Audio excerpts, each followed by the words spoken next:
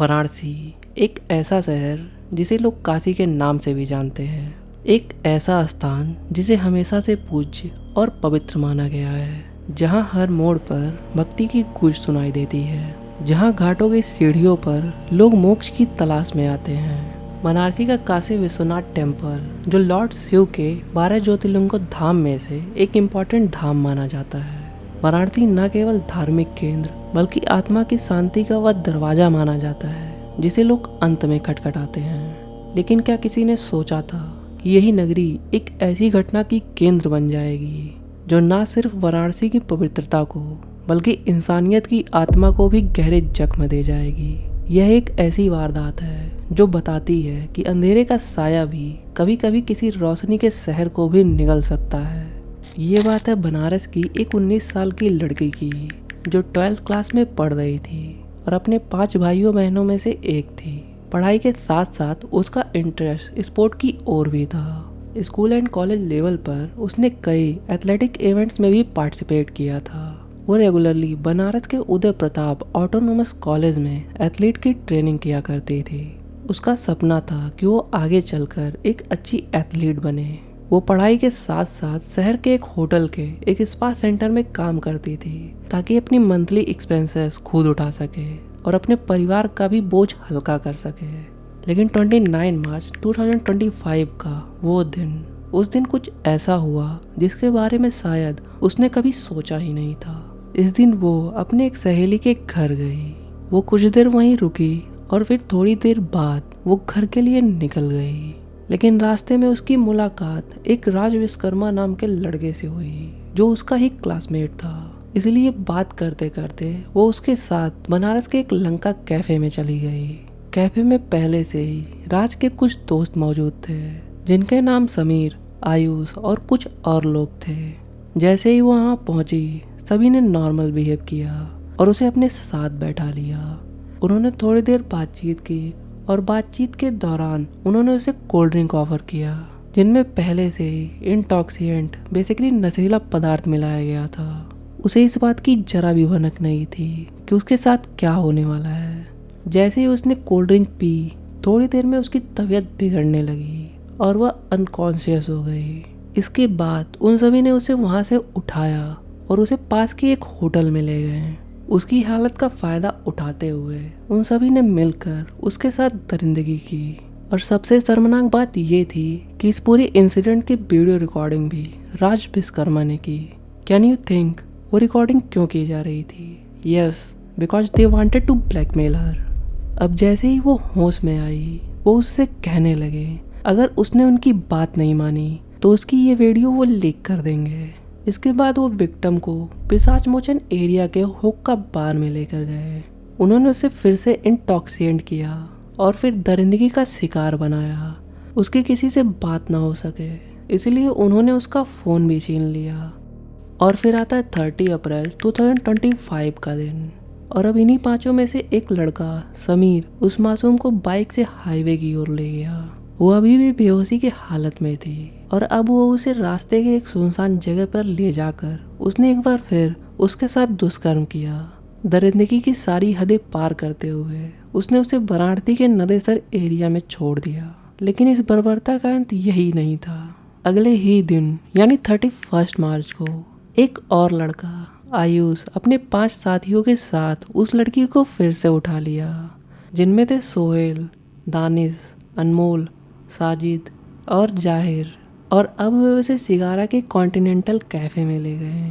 वहाँ उन्होंने उसे पहले कुछ नशीली चीज़ पिलाई और फिर एक एक करके उन सभी ने उसके साथ दुष्कर्म किया। 1 अप्रैल 2025 उन्हीं 6 लोगों में से एक लड़का साजिद उसे अपने साथ एक और होटल में ले गया। उस होटल में पहले से ही 2-3 लोग मौजूद थे और फिर वहाँ उन अजनबियों ने उसके साथ दुष्कर्म किया। और जब उनका मन भर गया तो फिर बेरहमी से उसे बाहर फेंक दिया। अब जैसे ही वहाँ से निकलकर किसी तरह रास्ते पर पहुंची, तभी उसकी मुलाकात इमरान नाम के एक लड़के से हुई। पहले तो उसे इमरान ने हमदर्दी जताई, पर उसने भी उसे एक होटल में ले जाकर पहले ड्रग्स दिया और फिर उसके साथ दरिंदगी की। इस दौरान उसने जोर जोर से चीखना शुरू कर दिया, जिससे इमरान घबरा गया और उसे होटल के बाहर छोड़ वहां से भाग गया। 2 अप्रैल 2025 विक्टिम की मुलाकात एक राज खान नाम के लड़के से हुई। राज उसे अपने घर हुकुलगंज ले गया, जहां पहले से ही उसके कुछ दोस्त मौजूद थे। वहां पहुंचते ही उसने भी उसे जबरन नशीला दवा दिया। जैसे ही नशे का असर करने लगा, उसने भी उसके साथ दुष्कर्म किया। लेकिन असॉल्ट के दौरान विक्टिम जोर जोर से चिल्लाने लगी। उसकी चीखों की वजह से उन लोगों ने मिलकर उसे वहां से उठाया और उसे 80 घाट ले गए और उसे वहां बेहोशी की हालत में छोड़ दिया।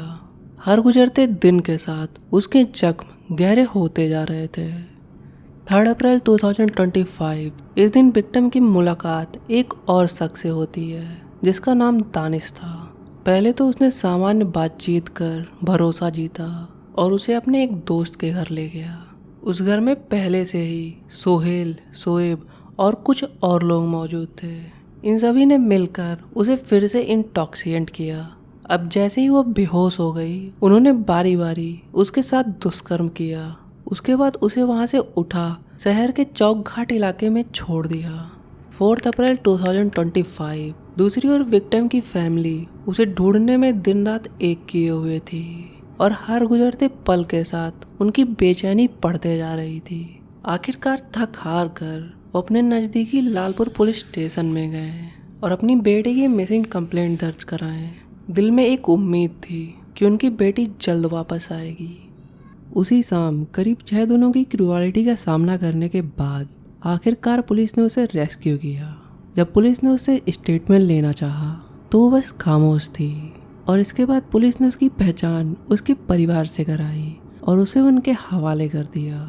शुरुआत में उसने अपने परिवार को भी कुछ नहीं बताया, लेकिन कुछ वक्त बाद जब वो थोड़ी नॉर्मल हुई तो उसने जो बताया वो रोंगटे खड़े कर देने वाले थे।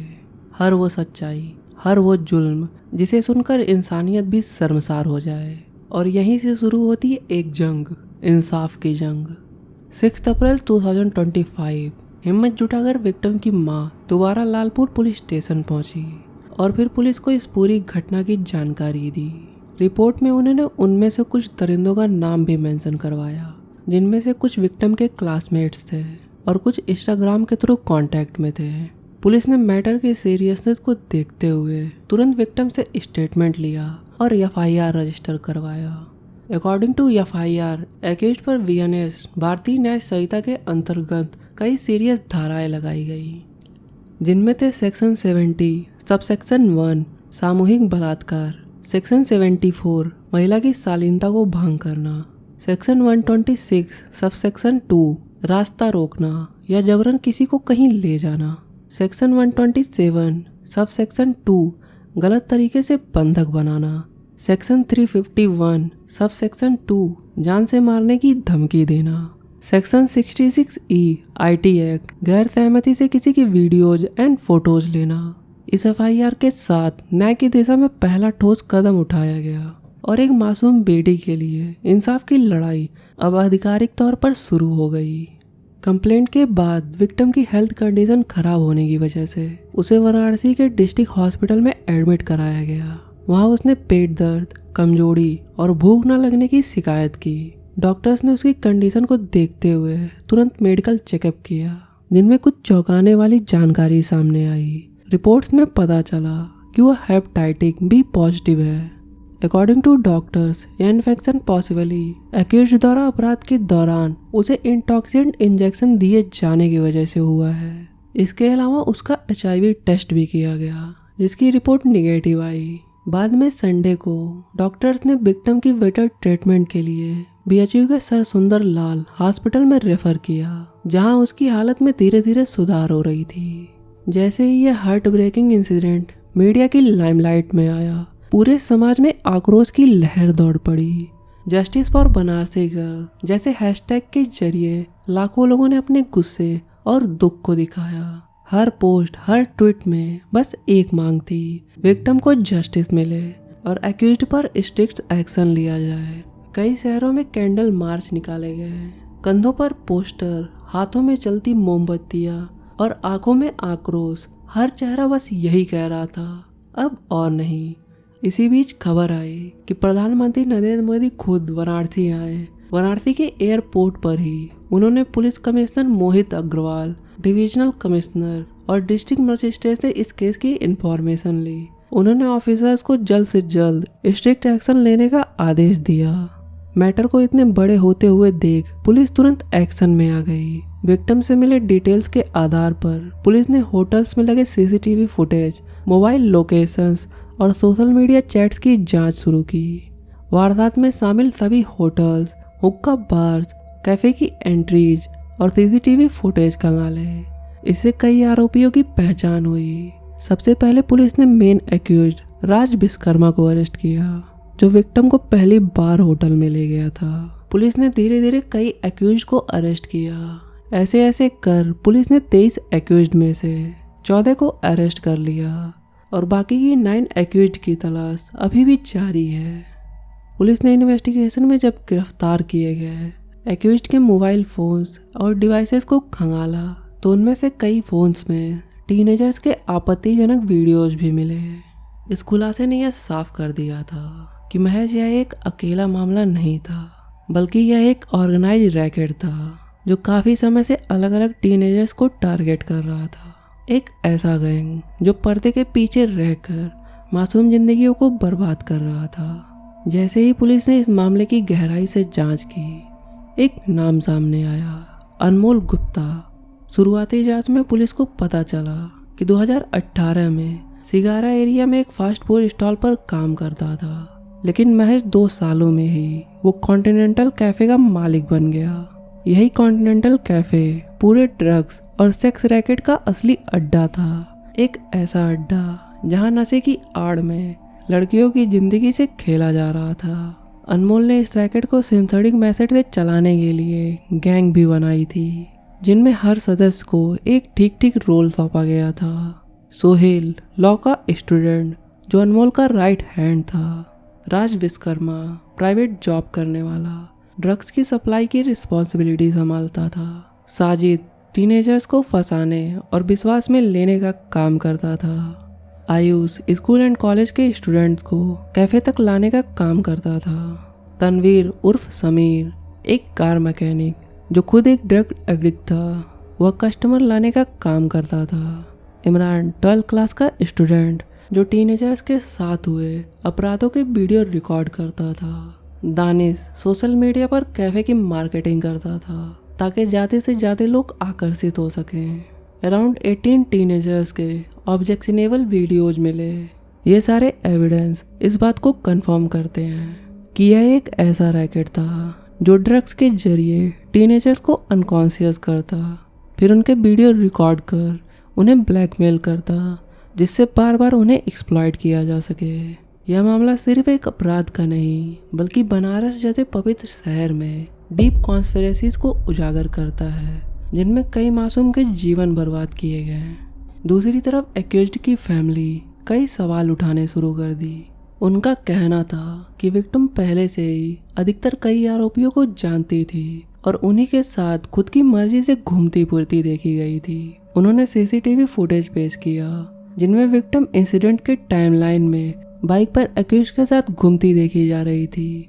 उन्होंने यह भी सवाल उठाया कि जब वह कई बार अपने घर के आसपास थी तो उसने मदद क्यों नहीं मांगी या घर जाने की कोशिश क्यों नहीं की। कई सोशल मीडिया पोस्ट भी दिखाए गए जिनमें वह इंसिडेंट के टाइमलाइन पर हंसती और घूमती हुई नजर आ रही थी। एक्यूज्ड की फैमिली ने एलिगेशंस लगाए। विक्टिम की फैमिली ने कुछ लोगों से पैसे की मांग की थी ताकि उनका कंप्लेंट में नाम हटा दिया जाए। कोर्ट में दिए गए स्टेटमेंट में विक्टिम ने 23 में से 9 एक्यूज्ड को ही पहचाना, जो परिवारों को और ज़्यादा संदेह में डालता है। इन नए सवालों के सामने आने के बाद पुलिस कमिश्नर मोहित अग्रवाल ने स्टेटमेंट दिया कि अब इस केस की गहराई से जांच के लिए एक SIT special investigation team appoint की गई है। SIT अब विक्टिम की शिकायत और एक्यूज्ड के परिवारों के दावे दोनों को निष्पक्ष तरीके से इन्वेस्टिगेट करेगी। जब पुलिस को पहली बार विक्टिम मिली थी तब उसने ना तो असॉल्ट की बात की थी और ना ही घर लौटने की इच्छा जताई थी। वो काफ़ी देर तक बातचीत करने के बाद ही घर जाने के लिए तैयार हुई थी। SIT को 30 डेज के अंदर ही रिपोर्ट सबमिट करनी होगी। पुलिस फिलहाल अगली गिरफ्तारियों पर रोक लगाए हुए है जब तक कि एसआईटी की रिपोर्ट ना आ जाए। इस पूरे केस में अब तक जो फैक्ट सामने आए वो इसे काफ़ी कॉम्प्लिकेटेड बनाते हैं। एक और विक्टिम के सीरियस एलिगेशंस तो दूसरी ओर एक्यूज्ड परिवार के बचाव के एविडेंस पेश करना। ऐसे में यह कहना मुश्किल है कि कौन सही है और कौन गलत। अब सच्चाई सामने लाने की जिम्मेदारी एसआईटी के कंधों पर है। एसआईटी की रिपोर्ट के बाद ही हम सही से निष्कर्ष निकाल पाएंगे और तय कर पाएंगे कि कौन दोषी है और किसे न्याय मिलना चाहिए।